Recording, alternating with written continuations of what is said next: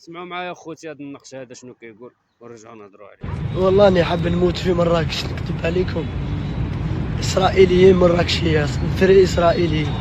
كازاوا والله غير تحيه، ابار كازاوا كاع كونترنا، كاع كونترنا، خلين الشعب كونترنا، كلشي كونترنا والله.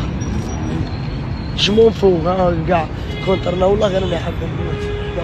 شلت غاثنا عمري نخوشة نيك ماتكم المراكشية، نيك يماكم نيك يماكم نيك ماتكم مراكش.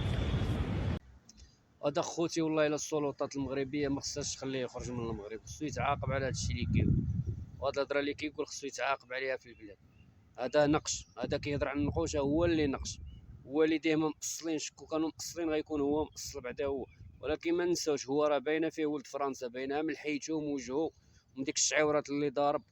النقش بالنقش الاخر 90% في بلادكم مثليين، وكتجي لهنايا المراكشيين والله ندمك الزر.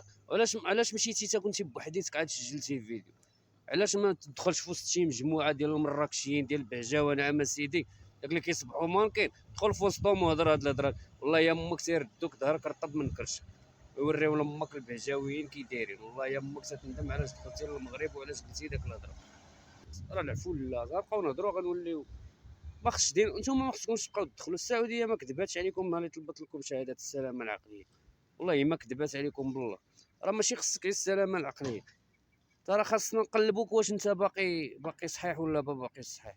باينه راه داز على امك شي جينيرال من داك الجينيرالات ديالكم، داك بوالي في السراول جاي لنا يعطينا يلبوا في الزناقي في الجرادي في التيرانات. الله يعطيكم العذاب.